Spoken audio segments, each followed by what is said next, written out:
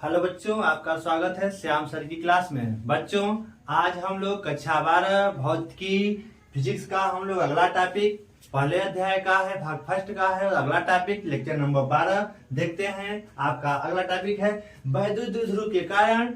वैद्युत द्विध्रुव के कारण वैद्युत क्षेत्र की तीव्रता, मतलब कोई वैद्युत द्विध्रुव है उसके कारण वैद्युत क्षेत्र की तीव्रता देखनी है। तो इसको हम लोग दो टॉपिकों में पढ़ेंगे। एक है वैद्युत द्विध्रुव के कारण अच्छी स्थिति पर वैद्युत क्षेत्र की तीव्रता, दूसरा होगा वैद्युत द्विध्रुव के कारण निरक्षी स्थिति पर वैद्युत क्षेत्र की तीव्रता। उसमें से हम लोग पहला टॉपिक देखेंगे वैद्युत द्विध्रुव के कारण वैद्युत क्षेत्र की तीव्रता। तो उसका पहला टॉपिक है अच्छी स्थिति पर वैद्युत क्षेत्र की तीव्रता। किसके कारण? वैद्युत द्विध्रुव के कारण। किसके कारण? वैद्युत द्विध्रुव के कारण वैद्युत क्षेत्र की तीव्रता का जो पहला टॉपिक है अच्छी स्थिति पर वैद्युत क्षेत्र की तीव्रता के लिए सूत्र का हमें निगमन करना है। तो इस पे एक क्वेश्चन कैसे पूछता है कि सिद्ध कीजिए, ऐसे क्वेश्चन दो मॉडल से पूछ सकता है। सिद्ध कीजिए कि किसी वैद्युत द्विध्रुव के कारण उसकी अच्छी स्थिति पर वैद्युत क्षेत्र की तीव्रता E बराबर 1/4πε0 2p/r³ होता है। तो आपको सिद्ध करना होगा, या फिर सीधा पूछेगा वैद्युत द्विध्रुव के कारण उसकी अच्छी स्थिति पर वैद्युत क्षेत्र की तीव्रता के लिए सूत्र का निगमन कीजिए। तो चलिए हम लोग अच्छी स्थिति पर आज देखते हैं, उसके बाद हम लोग निरक्षी पर देखेंगे। चलिए अच्छी स्थिति पर वैद्युत क्षेत्र की तीव्रता हम लोग प्राप्त करते हैं। तो पहले हम लोग किसके कारण है? वैद्युत द्विध्रुव के कारण। तो मान लिया आपका एक कोई वैद्युत द्विध्रुव है, मान लिया कोई वैद्युत द्विध्रुव AB है। माना कोई, आप कैसे लिखेंगे यहाँ पे पहले आपको हम बता देते हैं। माना कोई वैद्युत द्विध्रुव AB है। वैद्युत द्विध्रुव क्या है आपका? AB है, जो -q तथा +q आवेशों से मिलकर बना है। या वैद्युत द्विध्रुव किससे मिलकर बना है? -q तथा +q आवेशों से मिलकर बना है। जो यहाँ बोल रहे हैं उसी को आपको यहाँ लिख भी लेना है। माना कोई वैद्युत द्विध्रुव AB है जो -q तथा +q आवेशों से मिलकर बना है, जिसके बीच की अल्प दूरी 2l है। जिसके बीच की अल्प दूरी क्या है? 2l है। इतना आप लिखेंगे। अब माना इस वैद्युत द्विध्रुव के मूल बिंदु O से r दूरी पर इस वैद्युत द्विध्रुव के अक्ष पर एक बिंदु P स्थित है। एक बिंदु क्या स्थित है? P स्थित है। फिर से समझिए। माना कोई वैद्युत द्विध्रुव AB है जो -q तथा +q आवेशों से मिलकर बना है, जिसके बीच की अल्प दूरी 2l है। माना इस वैद्युत द्विध्रुव के मूल बिंदु O से, इसका मान लेते हैं मूल बिंदु है, इस वैद्युत द्विध्रुव के मूल बिंदु O से r दूरी पर इस द्विध्रुव के अक्ष पर एक बिंदु क्या स्थित है? P स्थित है, जहां पे हमें इस P बिंदु पर वैद्युत क्षेत्र की तीव्रता E ज्ञात करनी है। क्या ज्ञात करनी है? वैद्युत क्षेत्र की तीव्रता ज्ञात करनी। आपका जो टारगेट था आपने पहुंचा दिया। तो यही सेम जो हमने अभी बोला इसको आपको लिखना भी है। तो इस E का मान आप यहाँ पे निकाल लेंगे। अब आपको पता होना चाहिए कि वैद्युत क्षेत्र की तीव्रता में अकेला आवेश पार्टिसिपेट करता है। तो यहाँ इस P बिंदु पर अगर आप देखेंगे तो यह +q आवेश भी इस पर अपना वैद्युत क्षेत्र अप्लाई करेगा और -q आवेश भी अपना यहाँ पे वैद्युत क्षेत्र क्या करेगा? आरोपित करेगा। तो हम लोग इसको देखेंगे। अब चूंकि +q आवेश से वैद्युत क्षेत्र रेखाएं क्या होती हैं? दूर जाती हैं, और माइनस की वैद्युत क्षेत्र रेखाएं क्या होती है? माइनस की ओर जाती हैं। तो मान लिया +q आवेश के कारण इस E पर जो वैद्युत क्षेत्र की तीव्रता है मान लेते हैं B के कारण EB मान लेते हैं, और A पर जो आवेश है माइनस के कारण यहाँ पे वैद्युत क्षेत्र की तीव्रता क्या है? EA है। क्या हो जाएगा? EA हो जाएगा। लेकिन आप यहाँ पर देखिए किसका मान ज्यादा होगा? Q का मान ज्यादा होगा। तो +q मतलब EB का मान EA से ज्यादा होगा। अर्थात जैसे इसको समझ लीजिए, देखिए चूंकि ये +q आवेश इस P बिंदु के पास में है, इसीलिए इस +q का जो क्षेत्र EB होगा वो प्रबल होगा, और -q इस P से दूर है, इसीलिए इस माइनस क्यू के द्वारा आरोपित जो आपका वैद्युत क्षेत्र की तीव्रता ये है, ये ईबी की तुलना में कम होगा। तो यहाँ पे आप दिखा सकते हैं, चूंकि ईबी इज ग्रेटर देन किससे होगा, ईए से, ईबी का मान ईए से क्या होगा, ज्यादा होगा। अर्थात जो परिणामी वैद्युत क्षेत्र की तीव्रता क्या होगी, ई का मान ईबी माइनस ईए के द्वारा निकल सकता है। तो जितना हमने आपको बताया इसको हम लोग नोट करते हैं, फिर इसको हम लोग इस डेरिवेशन को आगे हम लोग बढ़ाते हैं। तो चलिए इसको हम लोग ये थोड़ा सा इसको अलग ऐसे कर देते हैं, जिससे कि आपको समझने में थोड़ी सी आसानी हो।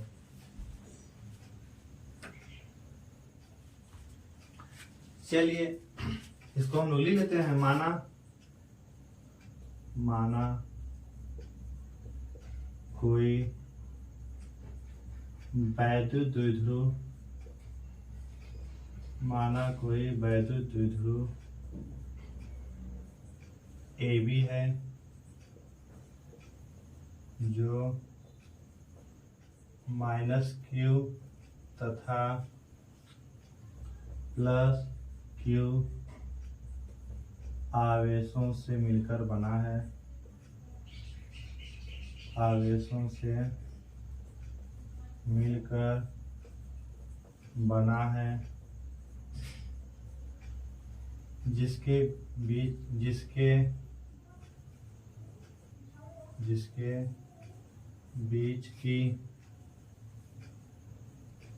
अल्प दूरी 2l है, जिसके बीच की अल्प दूरी 2l है। ठीक है, जिसके बीच की अल्प दूरी क्या हो जाएगी, 2l है। फिर आगे माना तथा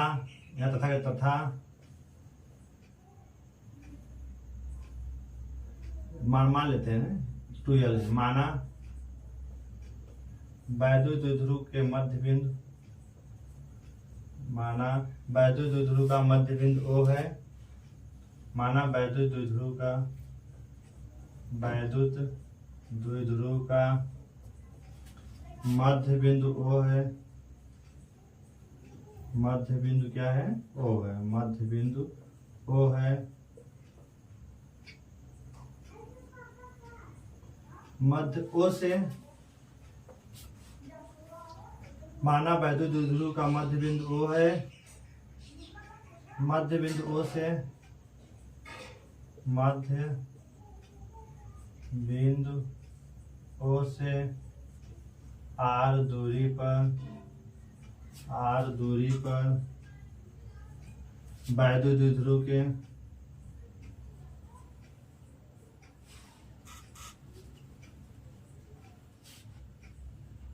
मध्य बिंदु O से R दूरी पर वैद्युत द्विध्रुव के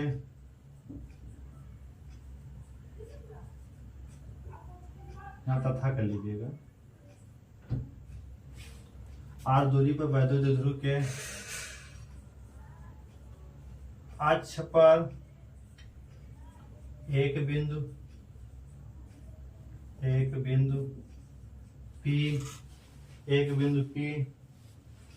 स्थित है, एक बिंदु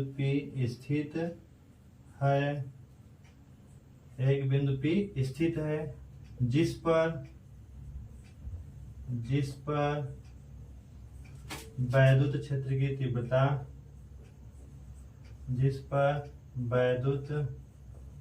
क्षेत्र की तीव्रता,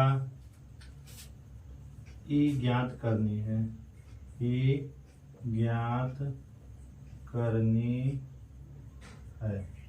ये तो आप अभी आपने क्या क्या माना वो आपने लिखा, क्या आपका टारगेट है, वहां तक आप पहुंच चुके हैं।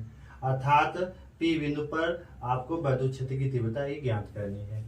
अब इस ज्ञात करने के लिए क्या क्या करना पड़ेगा, अब उसको हम लोग आगे लिखते हैं। तो इतना पहले आप नोट कर लीजिएगा, सेम जैसे जैसे हमने बताया वैसे वैसे यहाँ हमने लिख दिया। तो इतना आप लिखिए, उसके बाद इसके लिए आप करेंगे क्या, इसके लिए अब आप मानेंगे।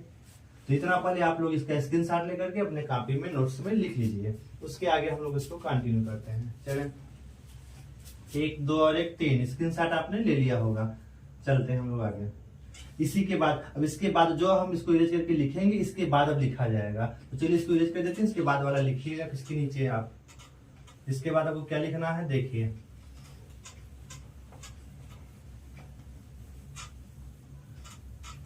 अब उसके बाद लिखिए इसके लिए माना प्लस क्यू आवेश के कारण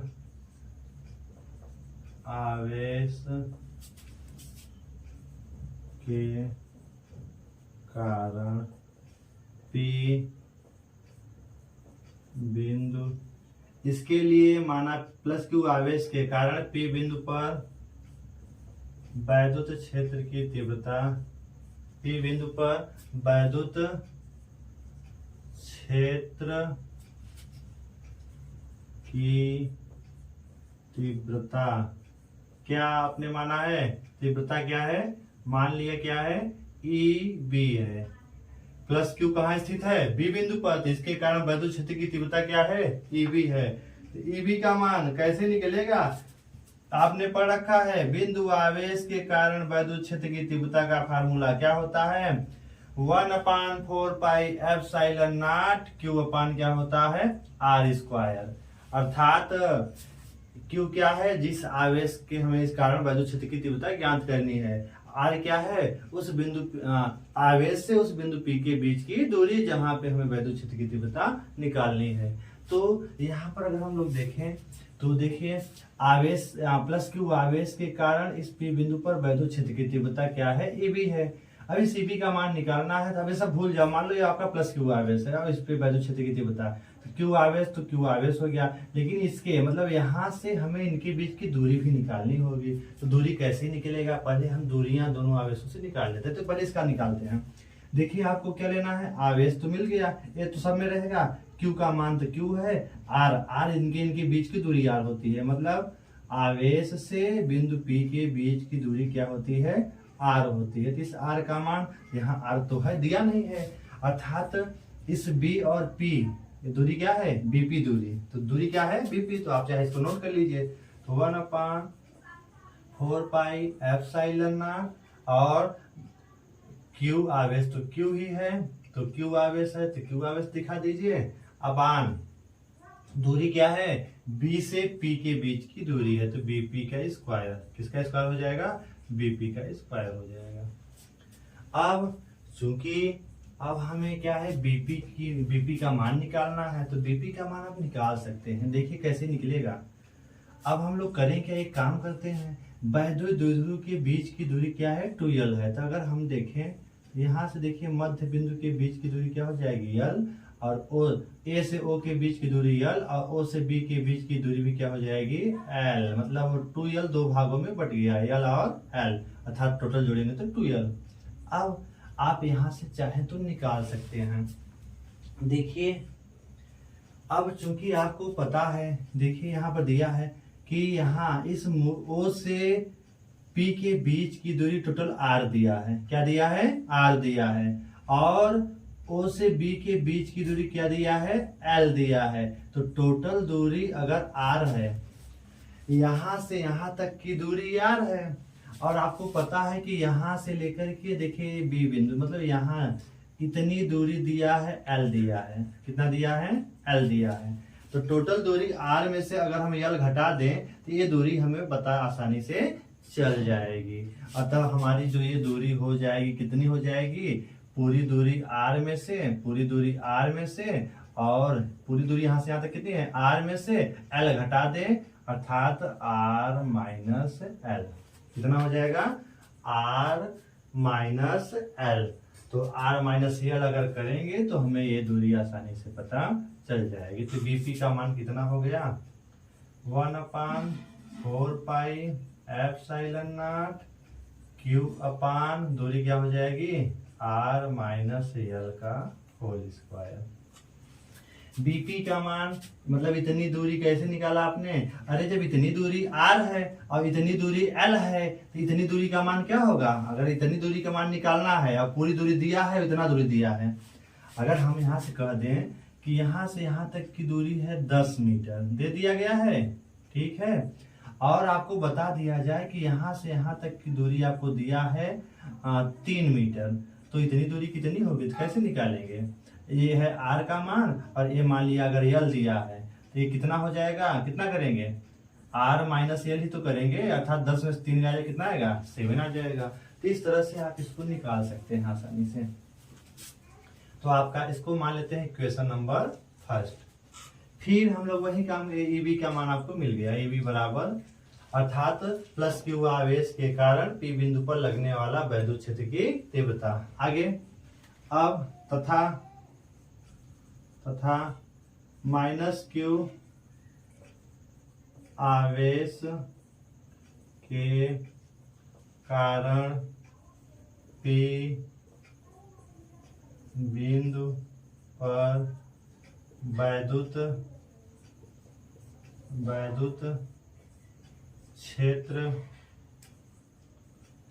क्षेत्र की तीव्रता। तो पी बिंदु पर वैद्युत क्षेत्र की तीव्रता आप निकाल लेंगे। निकाल लीजिए, क्या हो जाएगा, मान लेते हैं ई ए है, क्या है, ई ए, तो वही formula 1/4 pi epsilon naught Q upon, अब दूरी क्या हो जाएगी, ए से पी के, अब कहाँ है, माइनस क्यू आवेश यहाँ है, अब पी बिंदु यहाँ है, तो इनके बीच की दूरी अर्थात ए पी दूरी क्या हो जाएगी, ए पी का होल स्क्वायर, अर्थात माइनस क्यू और पी बिंदु के बीच की दूरी, मतलब अब यहाँ से लेकर के यहाँ तक की दूरी अब आपको बतानी है, ए दूरी। यह दूरी कैसे निकलेगी, क्योंकि आपको पता है, देखिए यह ओ बिंदु यहाँ से लेकर यहाँ तक की दूरी दिया है, क्या दिया है, ओ से लेकर के देखिए ए दिया है, यहाँ से यहाँ तक की दूरी अगर पूरा दिया है, आर दिया है, और ये यहाँ से यहाँ तक क्या दिया है, एल दिया है, तो टोटल दूरी कितनी हो जाएगी, आर प्लस एल हो जाएगी, कितनी हो जाएगी, आर प्लस एल। कैसे आया फिर से समझिए, नीचे देखिए, ओ से पी के बीच की दूरी आर है, और देखिए ए से ओ के बीच की दूरी क्या है, एल के बराबर है, देखो ऊपर दिख रहा है एल, तो टोटल दूरी क्या हो जाएगी, आर प्लस एल, इसका मान क्या हो जाएगा, आर प्लस एल। तो आप लोग इसको आगे लिख सकते हैं, अतः ई ए का मान किसके बराबर हो जाएगा, 1/4 पाई एप्सिलॉन नॉट और क्यू, तो इसको इस फार्मूले को मिटा देते हैं, क्यू अपान क्या हो जाएगा, क्यू अपान ए पी का मान क्या है, आर प्लस एल का होल स्क्वायर हो जाएगा। ये आपका आ गया इक्वेशन नंबर सेकेंड, इसको नोट करेंगे, ठीक है। तो आपका समीकरण 1 आ गया, समीकरण 2 आ गए, इन दोनों समीकरणों को लेकर आप हल करके आसानी से आप लगा सकते हैं। तो इसका पहले आप स्क्रीनशॉट ले लीजिए, फिर इसको हम लोग आगे कंटिन्यू करते हैं। चलिए 1, 2 और 1, 3, इसका आप स्क्रीनशॉट ले लीजिए।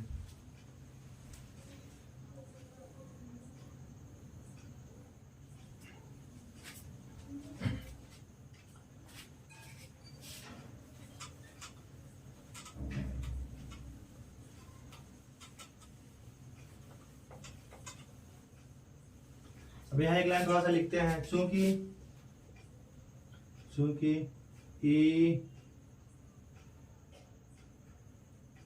ए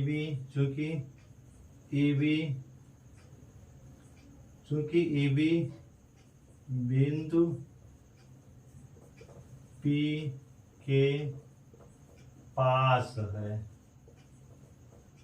अतः ए बी कहाँ है, अतः चूंकि चाहे लिख दीजिए, हाँ ए बी जो है बिंदु पी के पास है, ए बी नहीं है, यहाँ पे प्लस क्यू आवेश दिखाइए, चूंकि प्लस क्यू आवेश बिंदु पी के समीप है, अतः इसके कारण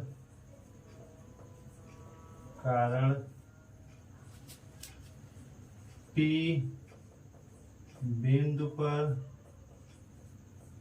वैद्युत क्षेत्र की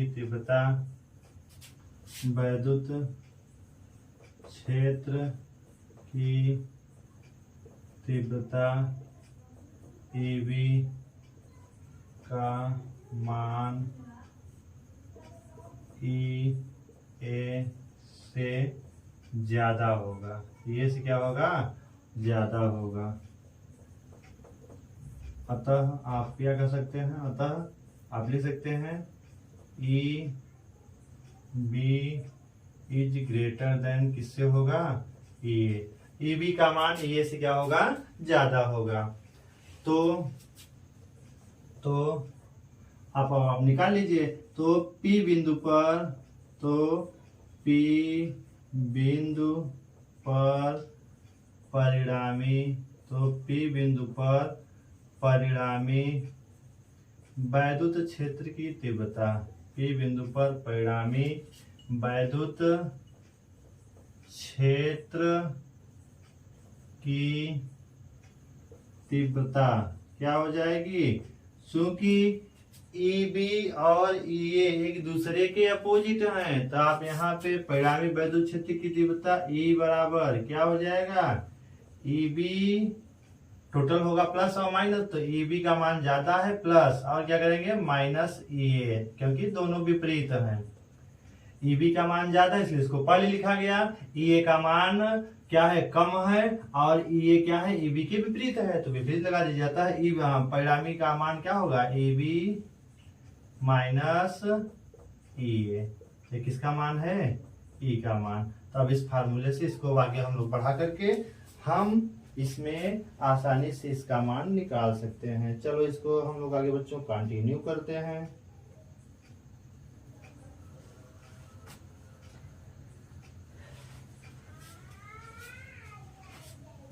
चलते हैं हम लोग आगे इसको, तो इसका आप स्क्रीनशॉट ले लीजिए, फिर इसको हम लोग आगे कंटिन्यू। अब इसके क्योंकि EB का मान इसके पहले अभी हमने निकलवाया था, EA का मान भी निकलवाया है, वहां से EB का मान अभी समीकरण 1 से, EA का मान समीकरण 2 से उठा करके इसमें रख दीजिए, आपका E आसानी से मिल जाएगा। तो चलिए इसका स्क्रीनशॉट लीजिए, फिर इसको हम लोग आगे कंटिन्यू करते हैं। 1 2 और 1 3 स्क्रीनशॉट ले लिए होंगे।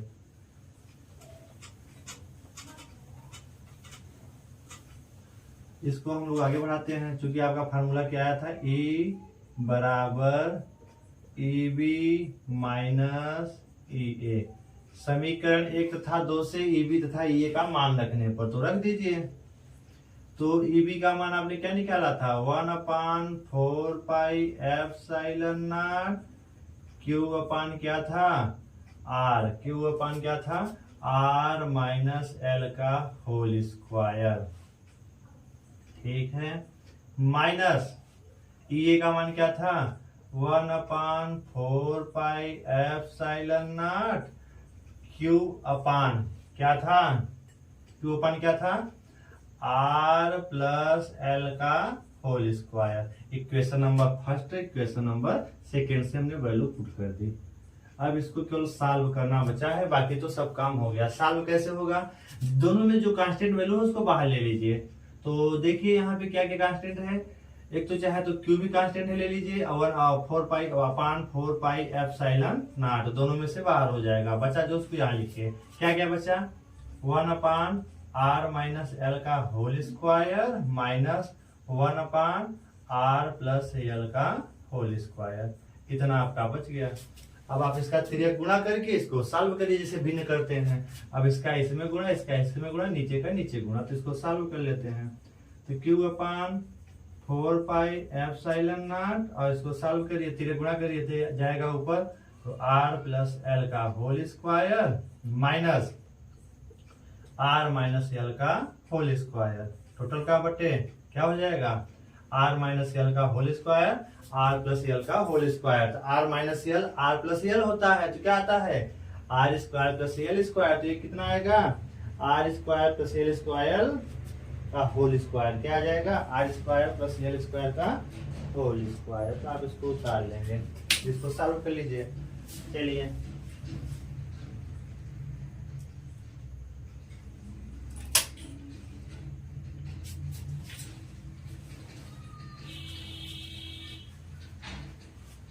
तो आगे हम लोग इसको देख लेते हैं।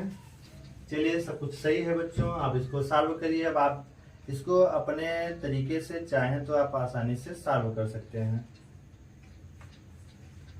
अब मैथ वाले बच्चों के लिए थोड़ा सा कैलकुलेशन आसान हो जाएगा। अब इस कैलकुलेशन को आप कर लीजिए। देखिए R minus L R plus L, अगर कहीं पे लिखा होता है A plus B A minus B, तो क्या होता है A square minus B square, तो R square minus L square, already square whole square तो होल स्क्वायर लगा दीजिए, R square minus L square का होल स्क्वायर हो जाएगा। तो इसको आपने कर लिया, या फिर अगर ऐसे आपको नहीं आता दोनों साथ में जब करेंगे तो इतना आप लिख सकते हैं। अब ऊपर है ए प्लस बी का whole square, A minus B का होल स्क्वायर का फार्मूला लगा दीजिए, Q upon 4 pi epsilon naught, इसको सॉल्व करिए तो R square plus L square plus A square plus B square plus 2ab 2rl हो जाएगा।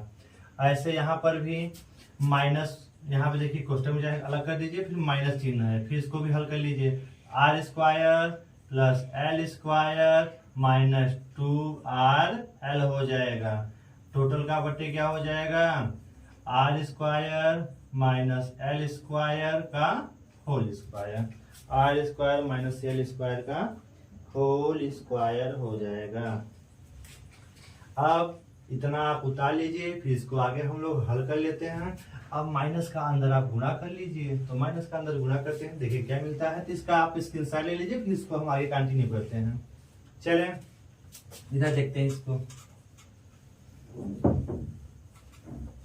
इसको आगे बढ़ाते हैं। देखिए तब बराबर क्या हो जाएगा, Q upon 4 pi epsilon not, और क्या बचा, देखिए इस माइनस का अंदर गुणा करना है, इसको कोष्टक को हटा दीजिए, R square plus L square plus, इसको थोड़ा सा इधर से लिखते हैं जिससे आपका पूरा एक लाइन में आ जाए, इसको हम मिटा ही देते हैं, इसी को आगे बढ़ाते हैं बात। आप Q upon 4 pi epsilon not और कोष्टक में ये क्या है आपका आर स्क्वायर था, ठीक है, ए एल स्क्वायर, तो R square plus L square plus 2rl, अब इस माइनस का अंदर गुणा करिए तो minus plus minus R square minus plus minus L square minus minus plus 2rl upon, नीचे जो है उसको ऐसे लिखिए, आर स्क्वायर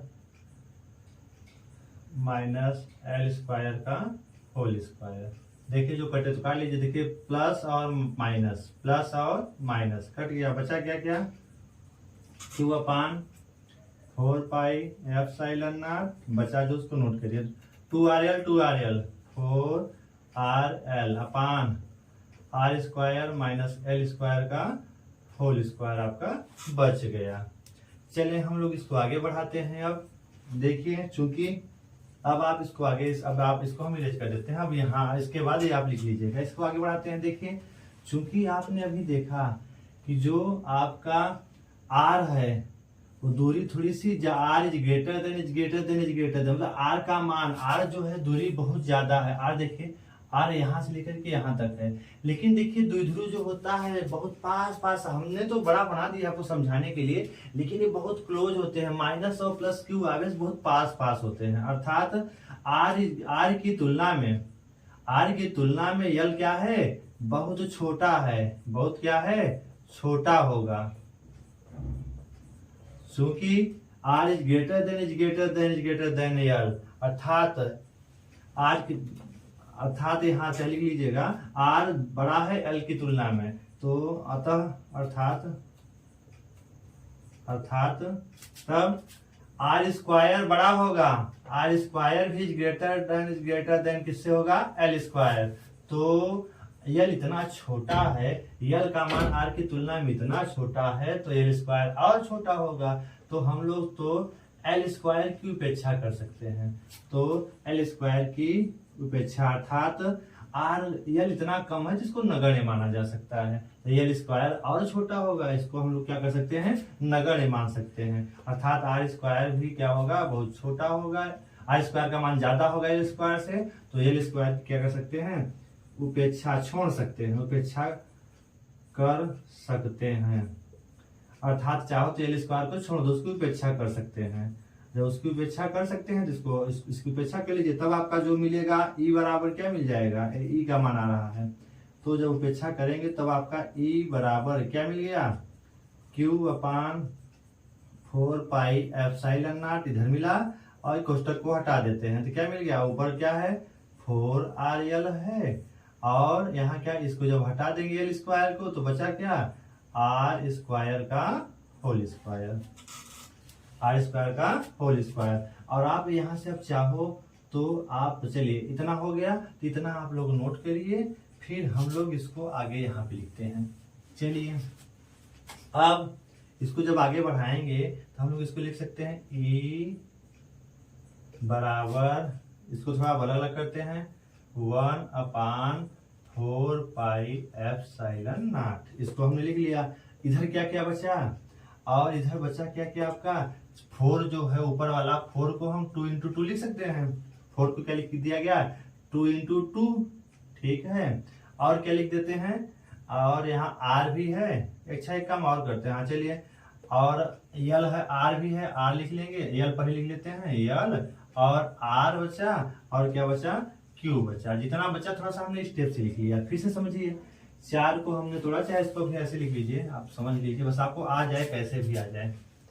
चलिए इसको एक लाइन और बढ़ा देते हैं। तब देखिए 4 है, तो चाहे जिसको जिस क्रम में लिख लीजिए आए आप, तो लिख लेते हैं। तो 4 और क्या है, क्यू, आर और एल। चलिए यहीं पे आपको बताते हैं। नीचे क्या है, आर के घाते, आर स्क्वायर स्क्वायर क्या हो जाएगा, आर घाते 4, एक आर से क्या हो गया, कैंसिल। तो नीचे आपका कितना बचा, ई बराबर 1/4 पाई एप्सिलॉन नॉट, और इस 4 को जब तोड़ेंगे 2 × 2, और क्या बच गया, क्यू बचा, एल पहले लिख देते हैं एल, और क्या बच गया, क्यू बच गया, और नीचे क्या बच गया, आर के घाते 3, एक आर से कैंसिल, तो आर के घाते 3 आपका बच गया। इतना अगर आपको आ गया समझ में, तो इसको हम लोग आगे करते हैं। देखिए अब क्या कर सकते हैं, इसको आगे यहीं पे कर देते हैं, चाहे इधर कर देते हैं। चलिए इधर इसका स्क्रीनशॉट आप ले लीजिए एक बार, फिर हम इसको आगे इधर बढ़ाते हैं। चलिए इधर देख लेते हैं। अब क्या होगा, अब आप देखिए, तो यहाँ पे 2L और Q अभी आपने पढ़ा, चूंकि अभी आपने पढ़ा कि Q × 2L जहां पे लिखा है वहां पे क्या लिखा जा सकता है, P। तो देखिए Q × 2L, इन तीनों के स्थान पे क्या लिखा गया, P लिख सकते हैं। तो आप लिख दीजिए। तो आपका E बराबर क्या हो जाएगा, तो E बराबर लिख लीजिए पूरा 1/4 पाई एप्सिलॉन नॉट, और ये 2 तो एक 2 बचा है, और Q × 2L के स्थान पे, इनके स्थान पे क्या आ जाएगा, तीनों के स्थान पे P आ जाएगा। तो इसके स्थान पे आप P लिख लेंगे, अपान क्या है, R³ है। तो इसको आप लोग नोट कर लेंगे, ठीक है। तो ये आपका हो गया। देखिए ये क्या है, वैद्युत क्षेत्र, इसको हम इरेज कर देते हैं इधर वाला। तो इस यहाँ लिखने के बाद इसको आप यहाँ पे कंटिन्यू करेंगे, इधर आगे लिखा गया है। तो देखिए बच्चों, ये आपका जो है अच्छी स्थिति पर वैद्युत द्विध्रुव के कारण, अच्छी स्थिति पर क्या है, वैद्युत क्षेत्र की तीव्रता का फार्मूला है। वैद्युत क्षेत्र की तीव्रता क्या होती है, E बराबर 1/4 पाई एप्सिलॉन नॉट 2P/R³, जहां पे R क्या है, वैद्युत द्विध्रुव के मूल बिंदु O से P बिंदु के बीच की दूरी है। और यहाँ पे जो ये P है, यह P जो लिया गया है, यह क्या है, वैद्युत द्विध्रुव आघूर्ण है। यह P क्या है, वैद्युत द्विध्रुव आघूर्ण है। वैद्युत द्विध्रुव क्या है, आघूर्ण है। और R क्या है, वैद्युत द्विध्रुव के चाहे पूरा लिख देते हैं, वैद्युत द्विध्रुव के मध्य बिंदु से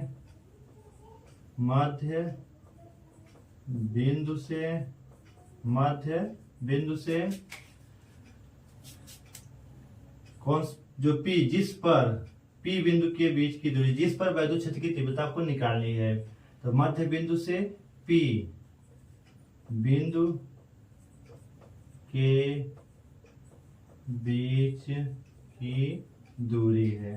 तो इसको आप नोट करेंगे और समझ लेंगे। और यह वैद्युत क्षेत्र की तीव्रता कैसी राशि होती है?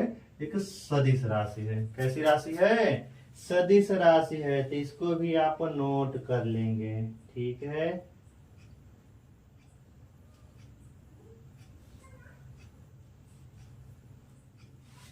तो आप इसको चाहे से नोट कर लेंगे, चाहे आप मतलब परिणाम ही क्यों परिमाण ही लिए हैं। अब इस वैद्युत अच्छी स्थिति में वैद्युत क्षेत्र की तीव्रता की जो दिशा होगी किधर से होती है? माइनस ऋण आवेश से किधर होती है? धन आवेश की ओर होती है।